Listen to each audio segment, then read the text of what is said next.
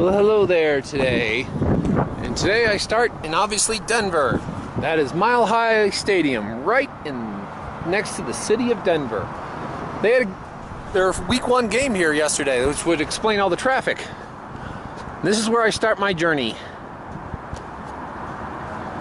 Should be an interesting one, because we're going east, and it's the day that most motorcyclists dread, because you're entering eastern Colorado into Kansas, and nothing shudders that it could be very boring. We shall see.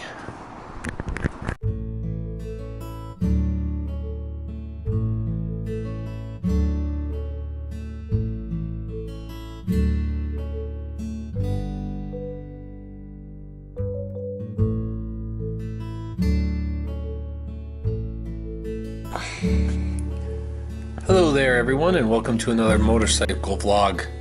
And as I said, we're pushing out of Denver, headed east.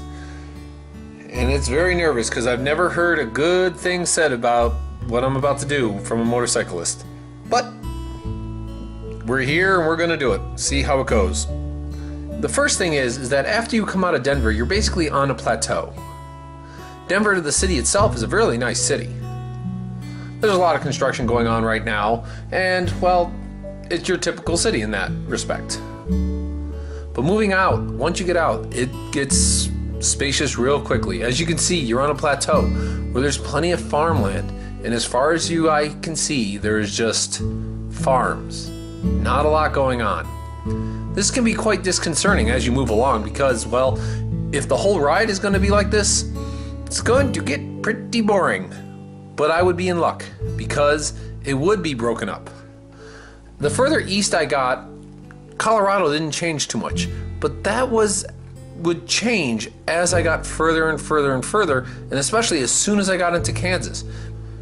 Maybe it's because Kansas knows they need to do something, and Colorado just kind of relies on the western part of the state that has all the attractions with the mountains, the skiing, and all that to do. Kansas doesn't have that, so they maybe try to make the state a little bit more hospitable and less kind of industrial farming.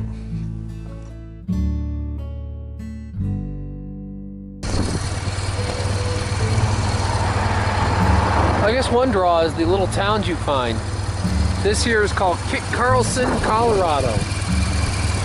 They got a Kit Carlson museum, a brush, a trading post, a whole bunch of kind of little interesting, unique things. Do whatever you can to try and keep the ride interesting, because it's just a lot of farmland. The towns are quite fascinating. They're little and they're small. The reason why the roads are so wide, you'll notice shortly.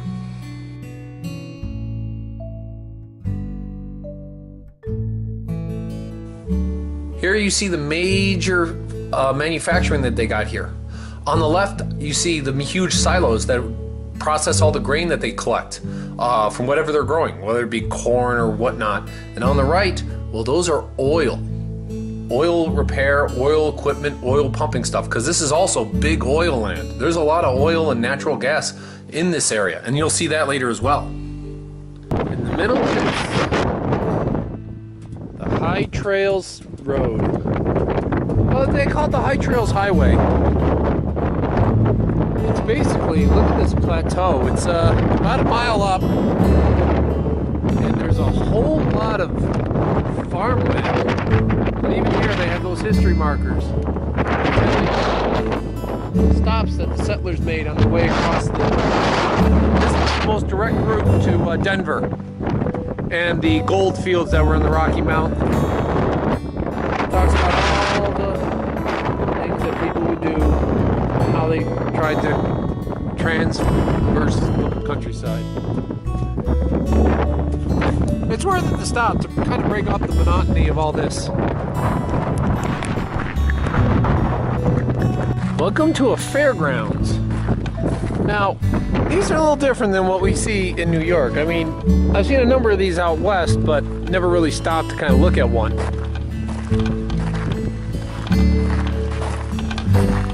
Inside here is where they do all the horse stuff. I mean, they have the rodeo, they have like equestrian events. What they tell me, they pack it. I mean, over there, they have a baseball field and football field. They've got a racetrack for horses, rodeo, whole bunch of stuff going on. Just don't see this. Out there, I don't know if you can see, but just don't see that in New York. I just had to stop and point it out. Because the fairgrounds, all we got is maybe a Ferris wheel. You got your tennis courts, you got your baseball, football field, soccer field, and that's about it. I'm sure there's some place in New York where there's like rodeos and kind of roping events and, you know, those things, but here's where you see a whole lot more of it. A lot of fans of the sports here.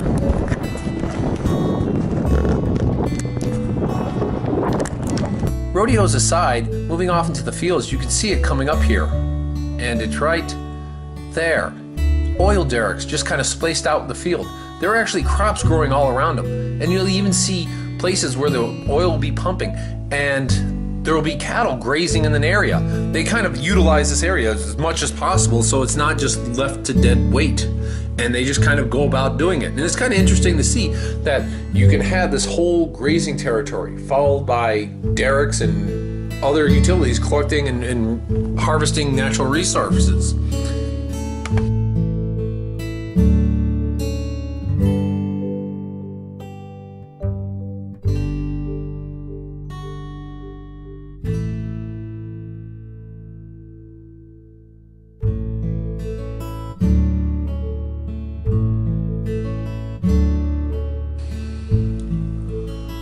But again, in the end, there's tons and tons of farmland to pass through. I would say it wasn't as interesting as the rest of Colorado, but I would say it wasn't as doldrum or boring as some people led it to me. All in all, I didn't hate it. It wasn't terrible, and it wasn't bad either, so...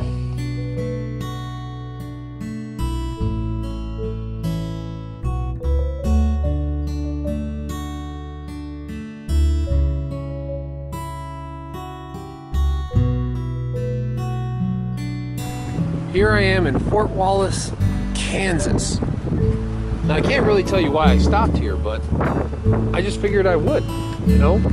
I've never heard of Fort Wallace. It's gonna be interesting, right?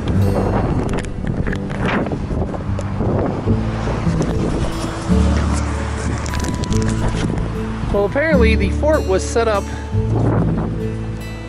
in the early 1800s as kind of a stopping point for a lot of the soldiers. U.S. Grant, and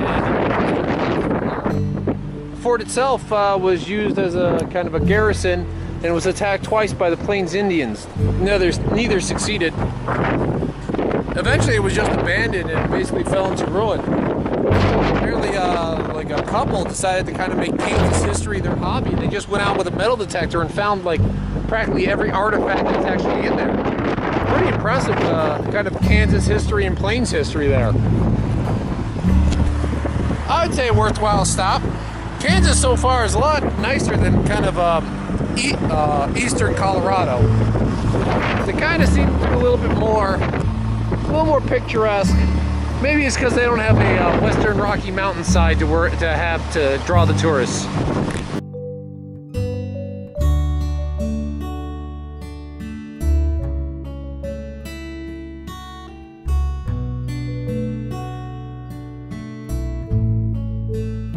It was an interesting experience.